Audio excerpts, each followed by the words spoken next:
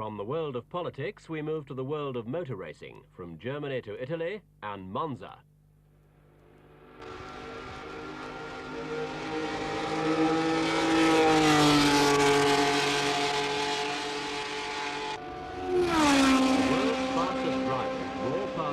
In a practice lap before the start of the 40th Grand Prix. The event is only one of some 13 Grand Prix, which together make up the World Formula One Championship. The driver who ends the season with the highest number of points wins the World Championship.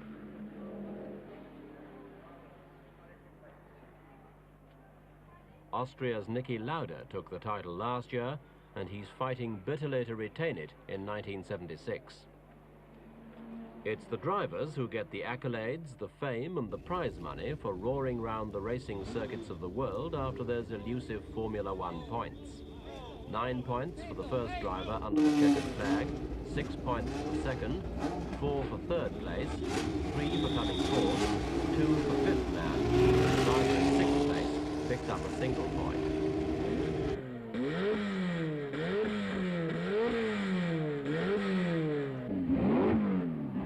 There's a similar title for the makers of the winning car, although the regulations governing shape, engine capacity and even fuel octane are so exact that it can be difficult to produce a truly radical design.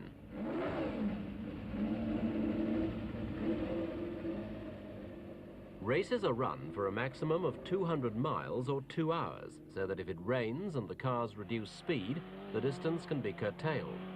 Cars must have a 3-litre engine, 1 seat, wheels exposed and not covered by the body to conform to the rules.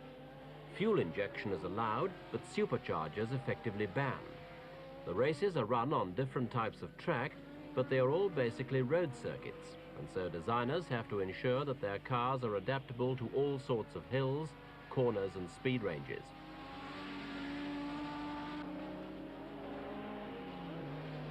Advertising and sponsorship play a more important part in motor racing than they do in perhaps any other sport.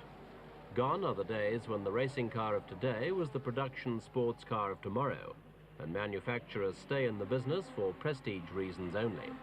It's been left to big business to tap the advertising potential of Formula One racing.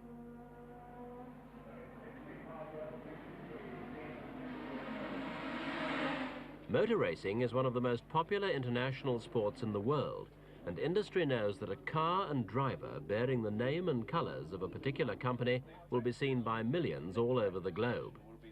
Internationally known drivers, like Britain's James Hunt, become associated with the products they sponsor, and their cars flash advertisements across the television screens of the world.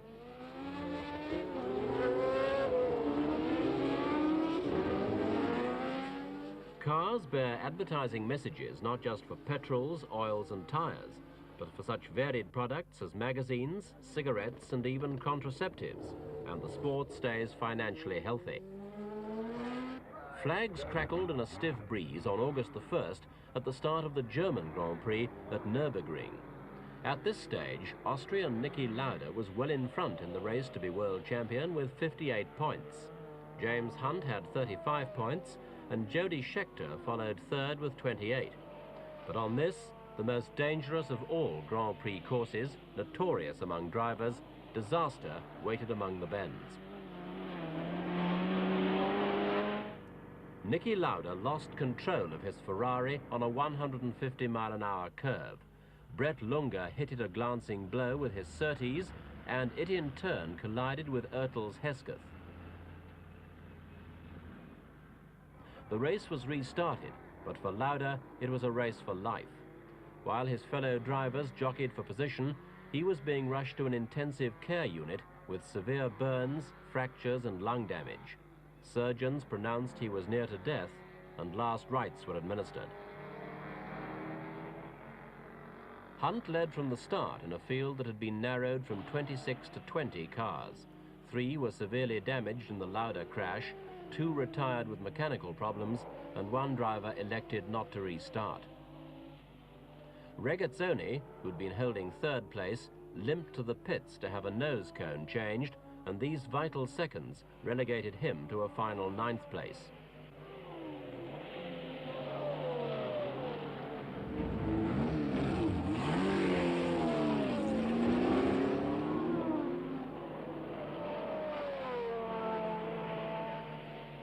Jochen Mass shot into Regazzoni's third place, and Jody Scheckter held the second spot.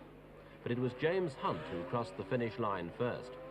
The German Grand Prix win took the Englishman to a total of 44 points, only 14 behind Lauda, who could provide no further competition. Hunt was ahead.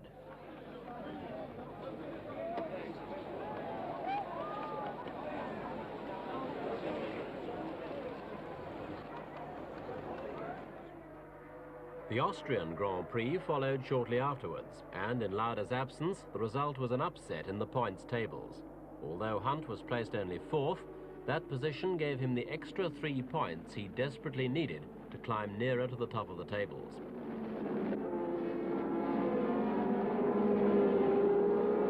John Watson from Northern Ireland sped past Hunt, but in turn lost the lead to Ronnie Peterson. But after 12 laps, Watson once more raced to the head of the field.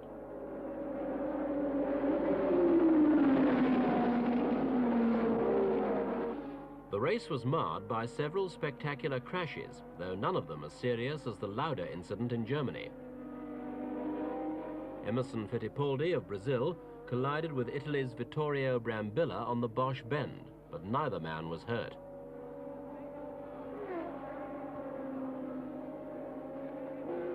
In the closing stages, the lead changed several times, with Watson, Lafitte, Nielsen and Hunt jockeying for places in the final lap.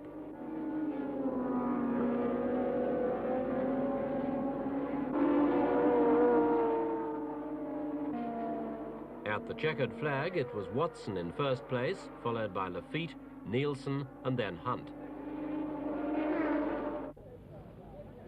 Then the impossible happened. Crowds of sightseers and hosts of newsmen gathered at the Ferrari factory in Maranello, Italy, to welcome Niki Lauda back from the dead. The champion, who had suffered appalling burns in his crash, had a new helmet, a new car, and was firmly back in the race. Just 40 days after doctors had given up hope and a priest had knelt at his bedside, the Austrian ace climbed back into the cockpit of his glaring red Ferrari. He posed patiently for cameramen from a dozen countries. Niki was back, the world applauded his courage, and the waiting journalists simply refused to let him go. His friends and colleagues claimed that his miracle recovery had more to do with his iron will than with master surgery. Niki Lauda was the toast of international motor racing.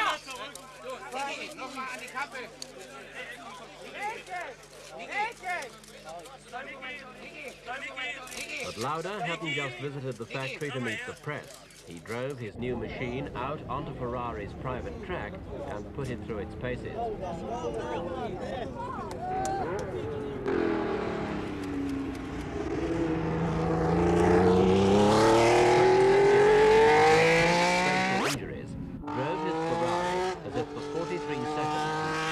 In his blazing machine simply hadn't happened.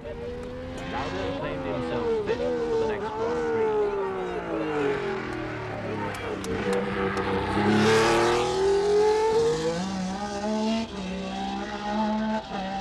The Italian Grand Prix at Monza in the north of the country was scheduled for September the 12th, and 250,000 Italians turned up to see Lauda re-enter the arena.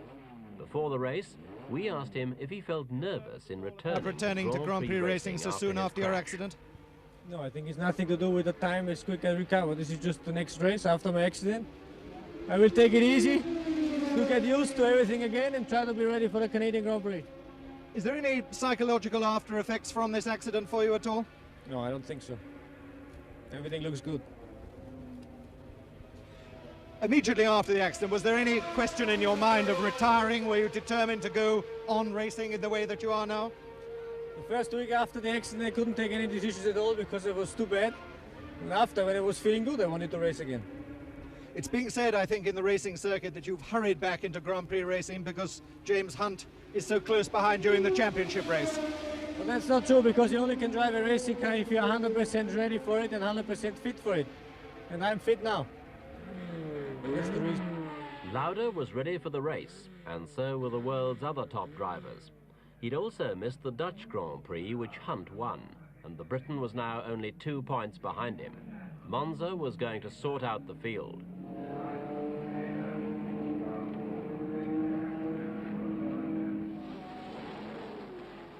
The race started well, although there had been some disagreement over the octane of the fuel used by two cars during practice sessions, and the order of start was changed as the offenders were sent to the back of the grid. Hunt was one of those penalised, but in effect the placings made no difference to him. His race ended on the 12th lap when he spun off the track. His chances of taking the lead from Lauda, in Italy at least, had gone.